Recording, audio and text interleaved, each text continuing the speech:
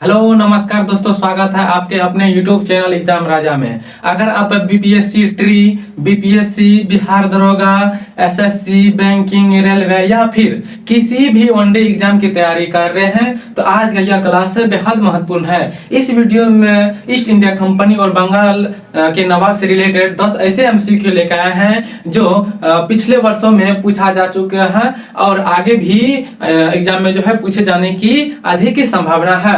इसलिए वीडियो को बिना स्किप किए हुए अंत तक जरूर देखें, क्योंकि आखिरी में एक होमवर्क के तौर पे एक क्वेश्चन आप लोग को देंगे जिसका आंसर आप लोग को कमेंट बॉक्स में बताना है। और जो भी उसका आंसर कमेंट बॉक्स में बताएंगे उसका नाम अगली क्लास में हम उसका नाम लेंगे और हो सकेगा तो यहाँ पॉपअप की तरह भी दिखाएंगे। तो चलिए आज की क्लास बिना किसी देरी का शुरू करते हैं। देखिए आज की क्लास की पहले क्वेश्चन क्या कर रहा है, पलासी के युद्ध में अंग्रेज का नेतृत्व किसने किया। बताइए कि पलासी के युद्ध में अंग्रेज का नेतृत्व किसने किया। देखिए हम जो आंसर बताएंगे उससे पहले आप लोग वीडियो को पॉज करके जो है पहले आप अपना लोग जो आप सब जो है इसका आंसर कमेंट बॉक्स में बताइए, उसके बाद मेरा आंसर फिर वीडियो को चालू करके जो है उसका आंसर देखना है। इसलिए जब आप इसे पिछले बार पढ़े होंगे कहीं पर और थोड़ा माइंड पर प्रेशर बनाएंगे तो क्या होगा, माइंड उसको रिकॉल कर लेगा। रिकॉल करने के बाद उम्मीद दिलाते हैं कि वो लंबे समय तक क्या होता है, याद रहता है। इसलिए थोड़ा माइंड पर जो है प्रेशर बनाइए ताकि उसको याद कर पाए क्वेश्चन को। कहीं ना कहीं जरूर आप लोग ये क्वेश्चन पढ़े होंगे और आंसर देखे होंगे, इसलिए आप लोग से रिक्वेस्ट रहेगा कि आंसर देखने से पहले जो है आप लोग अपना कमेंट में आंसर जरूर बताएंगे, हो सकेगा तो ठीक है। चलिए अब हम इसका बात करें कि पलासी के युद्ध में अंग्रेज का नेतृत्व किसने कर रहा था। याद रखिएगा रॉबर्ट क्लाइव। किसने? Robert Clive. लिखिएगा रॉबर्ट क्लाइव। क्या हो जाएगा? Robert Clive. बहुत इंपॉर्टेंट है, बीवीए है, आप लोग इसको याद रख सकते हैं। बहुत बहुत इंपॉर्टेंट है, कई एग्जाम में इसको पूछा जा चुका है। तो आप लोग से रिक्वेस्ट रहेगा कि इसको याद जरूर रखिएगा। पलासी के युद्ध में अंग्रेज का नेतृत्व किसने किया था? तो रॉबर्ट क्लाइव ने। अगर क्वेश्चन नंबर अगली की बात करें तो देखिए क्वेश्चन नंबर 2 में क्या कर रहा है कि पलासी के युद्ध में बंगाल का नवाब कौन था। बताइए पलासी का युद्ध जो हुआ था, सबसे पहले पलासी का युद्ध कब हुआ था इसके बारे में थोड़ा बात कर लेते हैं, उसके बाद इस पर क्वेश्चन बन जाएंगे, ठीक है। तो अगर हम पलासी के युद्ध के बारे में बात करें तो देखिए ये कब हुआ था? 1757 ईस्वी में। कब? 1757 ईस्वी में पलासी के युद्ध होते हैं। उसी में पूछा जा रहा है कि पलासी के युद्ध में बंगाल का नवाब कौन था। 1757 में जो पलासी का युद्ध हुआ था इसमें बंगाल का जो है नवाब कौन था, तो बता दें आप लोगों को कि इसमें कौन था बंगाल का नवाब? तो सिराजुद्दौला। कौन? सिराजुद्दौला। बहुत इंपॉर्टेंट है आज की क्लास में जो है बहुत बहुत इंपॉर्टेंट क्वेश्चन जो इंपॉर्टेंट है वो एक क्वेश्चन लेकर हैं। तो उम्मीद करेंगे कि आप लोग लास्ट तक जरूर बने रहेंगे इस क्वेश्चन पर, ठीक है। तो चलिए अगर हम क्वेश्चन नंबर अगली की बात करें, ये भी बहुत इंपॉर्टेंट है। देख सकते हैं आप लोग यहाँ क्वेश्चन देख के ही पता कर सकते हैं कि आप लोग कितना इंपॉर्टेंट आज की क्लास रहने वाला है, ठीक है। अगर क्वेश्चन नंबर 3 की बात करें तो पलासी के युद्ध पलासी के युद्ध में किसने अंग्रेज के साथ देकर विश्वासघात किया था। चलिए इसके बारे में थोड़ा बात कर लेते हैं, उसके बाद बताएंगे। देखिए मीर जाफर जो था, मीर जाफर वो बंगाल के नवाब सिराजुद्दौला के जो है कौन थे?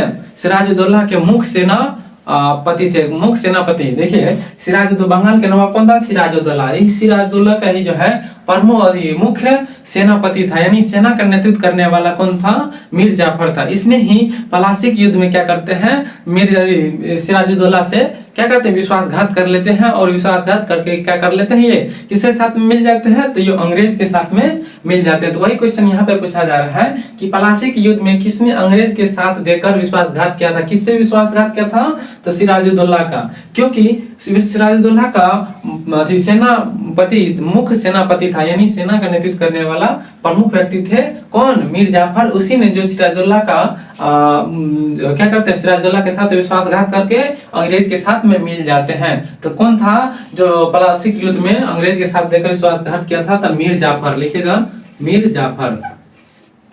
मीर जाफर, ठीक है। उम्मीद करते हैं कि आप लोग को यह वीडियो बहुत पसंद आता होगा। अगर अभी तक इस चैनल को सब्सक्राइब नहीं किए हैं तो अभी कर लीजिए। रोज इसी तरह सबसे महत्वपूर्ण एमसीक्यू बिल्कुल फ्री में मिलते रहेंगे, ठीक है। तो अगर नहीं किए हैं सब्सक्राइब तो आप लोग सब्सक्राइब कर लेंगे। चलिए क्वेश्चन नंबर आगे की बात करें हम। क्वेश्चन नंबर 4 में देखिए क्या कह रहा है कि पलासी के युद्ध, कौन सा, पलासी के युद्ध के बाद, जब पलासी के युद्ध हो जाते हैं 1757 में, तो उसी के बाद कर रहा है युद्ध के बाद बंगाल का नवाब किसे बनाया गया। अगर जो 1757 में जो पलासी का युद्ध चल रहा था वो युद्ध समाप्त हो जाने के बाद पलासी के बंगाल का नवाब किसे बनाया गया, क्योंकि पहले बंगाल का नवाब कौन था, सिराजुद्दौला। इसको इस युद्ध में, पलासी के युद्ध में अंग्रेज द्वारा हरा दिया जाता है, ठीक है, उसको हरा दिया जाता है। तो अब वहां का जो जीतेगा वही वहां का नवाब बनेगा। तो अंग्रेज जीत जाते हैं वहां पर, और अंग्रेज जीतने के बाद जो है मीर जाफर को वहां का बंगाल का नवाब बना देते हैं। क्या करते हैं, किसको बना देते हैं, याद रखिएगा, मीर जाफर को, मीर जाफर को, क्योंकि इसी ने विश्वासघात, सिराजुद्दौला के साथ विश्वासघात करके बंगाल अंग्रेज के साथ में, अंग्रेज को क्या किया, मतलब साथ दिया, और उस युद्ध को जो है अंग्रेज जीत जाते हैं। अगर अंग्रेज जीत जाते हैं तो बंगाल का नवाब किसको बनाते हैं, तो मीर जाफर को, ठीक है, मीर जाफर को यहाँ का बंगाल का नवाब बना देते हैं। उसके बाद क्वेश्चन नंबर अगली की बात करें, क्वेश्चन नंबर 5 में देखिए क्या कर रहा है, मीर जाफर के बाद बंगाल का नवाब कौन बना। जब मीर जाफर को बंगाल का नवाब बना देते हैं तो इसको जो है किसी कारणवश फिर से वहां की बंगाल के नवाब पद से हटाकर मीर जाफर को क्या करते हैं, अंग्रेज द्वारा मीर जाफर को भी कुछ दिन के बाद मीर जाफर को भी बंगाल के नवाब के पद से हटा दिए जाते हैं, और उसके जगह पर नए बंगाल के नवाब किसको बनाते हैं, बंगाल के नवाब किसको बनाते हैं, मीर जाफर के बाद। वही क्वेश्चन यहाँ कर रहा है, मीर जाफर के बाद बंगाल का नवाब कौन बना। तो मीर जाफर के बाद बंगाल का नवाब कौन बना, मीर कासिम। कौन, मीर कासिम। ये मीर कासिम वही है मीर जाफर की दामाद, मीर जाफर के ही दामाद है कौन, मीर कासिम। ये क्या करते हैं, मीर कासिम को जब अंग्रेज बंगाल का नवाब बना देते हैं, ये कुछ समय के बाद क्या करते हैं कि अपना राजधानी बंगाल का जो है राजधानी को क्या करते हैं, चेंज करके कहाँ कर लेते हैं, तो मुंगेर कर लेते हैं। क्या करते हैं, मीर कासिम जब बंगाल के नवाब बनते हैं तो ये अपनी राजधानी कहाँ कर लेते हैं, यानी मुंगेर में कर लेते हैं।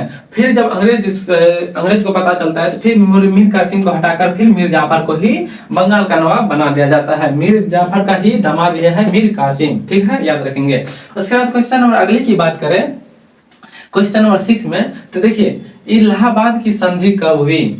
क्या, इलाहाबाद की संधि कब हुई, क्वेश्चन में कर रहा है कि इलाहाबाद की संधि कब हुई। चलिए बताइए, तो पहले आप लोग कमेंट में, उम्मीद करते हैं कि आपको बता दिए होंगे इसका आंसर कमेंट बॉक्स में। अगर हम इसका बात करें, देखिए सबसे पहली बात कि इलाहाबाद की संधि कब हुई, यहाँ पूछ रहा है इलाहाबाद की संधि कब हुई। तो सबसे पहले इससे पहले जो है बात कर लेते हैं कि इलाहाबाद की संधि जो हुआ वो किस युद्ध के बाद, किस युद्ध को समाप्त करने के लिए इलाहाबाद की संधि होते हैं। अगर इलाहाबाद की संधि के बारे में बात करें तो ये बक्सर के युद्ध होते हैं कब, 1764 में। कब, 1764 में बक्सर के युद्ध होते हैं, जिसमें जो है बक्सर के युद्ध 1764 में होते हैं। उसी को समाप्त करने के लिए, बक्सर के युद्ध को ही समाप्त करने के लिए क्या करते हैं, 1765 में इलाहाबाद की संधि लाते हैं। क्या, इलाहाबाद की संधि करते हैं कब, 1765 में। 1765 में इलाहाबाद की संधि करते हैं। ये संधि किसके लिए हुआ था, तो याद रखिएगा, बक्सर की संधि, बक्सर की लड़ाई जो चल रहा था 1764 में, उसको समाप्त करने के लिए जो है इलाहाबाद की संधि लाया कब, 1765 में, ठीक है। उम्मीद करते हैं कि ऑडियो वीडियो सब चीज सही चल रहा होगा, ठीक है, और वीडियो भी आप लोग को पसंद आ रहा होगा। अगर वीडियो पसंद आ रहा है तो अभी तक वीडियो इस चैनल को सब्सक्राइब नहीं किया है तो आप लोग से रिक्वेस्ट रहेगा कि चैनल को सब्सक्राइब कर लीजिए। रोज इसी तरह सबसे इंपॉर्टेंट MCQ बिल्कुल फ्री में मिलते रहेंगे। तो चलिए क्वेश्चन नंबर आगे की बात करें। क्वेश्चन नंबर 7 में देखिए क्या कर रहा है, क्वेश्चन नंबर 7 की बात करें तो क्वेश्चन नंबर 7 में कह रहा है मीर कासिम ने अपनी राजधानी कहाँ स्थानांतरित किया। बताइए, तो इससे पहले कुछ 2 क्वेश्चन पहले जो है, 1 क्वेश्चन पहले ही इसके बारे में बता चुके हैं कि मीर कासिम ने अपनी राजधानी कहाँ स्थानांतरित कर लिया, मतलब अपना राजधानी को चेंज करके कहाँ पर अपना किस जगह को जो है अपनी राजधानी बना लिया था। तो इसके बारे में अभी जस्ट ये क्वेश्चन के पहले पता है, यहाँ पर मीर कासिम के बारे में जब बता रहे थे तो यहाँ पे बताया हुआ है कि मीर कासिम ने अपनी राजधानी कहाँ स्थानांतरित कर लिया, मतलब कहाँ चेंज करके कहाँ पर अपना किसको जो है राजधानी बना लिया था। इसका होमवर्क आप लोग कमेंट बॉक्स में देंगे, ठीक है। इसका सॉरी, इसका आंसर आप लोग कमेंट बॉक्स में देंगे, क्योंकि इसका जस्ट पहले मीर कासिम के बारे में जब बता रहे थे तो उसमें बताए हुए हैं कि मीर कासिम ने अपनी राजधानी कहाँ स्थानांतरित कर लेते हैं। ठीक है, इसका आंसर आप लोग कमेंट बॉक्स में देंगे। जो इसका आंसर कमेंट बॉक्स में देंगे उसका नाम अगली क्लास में हम जरूर लेंगे। ठीक है, तो उम्मीद करते हैं कि आप लोग जरूर इसका आंसर देंगे। ठीक है, अब अगर हम आगे की बात करें, क्वेश्चन नंबर आगे की, तो क्वेश्चन नंबर आगे में है क्वेश्चन नंबर 8। 7 तक कंप्लीट कर लिए हैं। उम्मीद करते हैं कि वीडियो आप लोग को पसंद आ रहा होगा। वीडियो पसंद आ रहा होगा तो एक लाइक और एक प्यारा सा कमेंट जरूर भी कीजिएगा। ठीक है, तो क्वेश्चन नंबर 8 की बात करें, कह रहा है बक्सर के युद्ध, कौन सा? बक्सर के युद्ध में अंग्रेज की ओर से सेना का नेतृत्व किसने किया? क्या क्वेश्चन पूछ रहा है? जो बक्सर का युद्ध जो चल रहा था, तो बक्सर का युद्ध सबसे पहले कब चल रहा था? बक्सर का युद्ध कब चल रहा था? अगर इसके बारे में बात करें तो अभी जस्ट बताया है कि बक्सर के युद्ध कब चल रहे थे। देखिए, बक्सर का युद्ध बोले तो यहाँ पर बताए हुए हैं किधर गया, यहाँ पर इलाहाबाद की संधि के बारे में बात किए थे, तो यहाँ बताए हुए थे कि बक्सर का युद्ध कब चला। तो बक्सर के युद्ध के बारे में बात करें तो बक्सर का युद्ध 1764 में चलते हैं। ठीक है, बक्सर के युद्ध कब हो रहे थे? 1764 में। तो उसी में कह रहा है कि बक्सर के युद्ध में अंग्रेज की ओर से सेना का नेतृत्व किसने किया?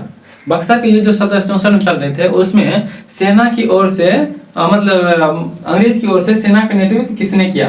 तो इसके बारे में बात करें, ये भी बहुत बहुत इंपॉर्टेंट है, इसको भी इंपॉर्टेंट मार्क कर लीजिएगा। ठीक है, वैसे बात करें इस सभी का, तो सभी का सभी इंपॉर्टेंट है, कई एग्जाम में बार बार पूछा जा चुका है, इसलिए आप लोग इसको जो है ध्यान रखेंगे। अगर हम इसका बात करें, बक्सर के युद्ध में अंग्रेज की ओर से सेना का नेतृत्व किसने कर रहा था? तो हेक्टर मुनरो। कौन?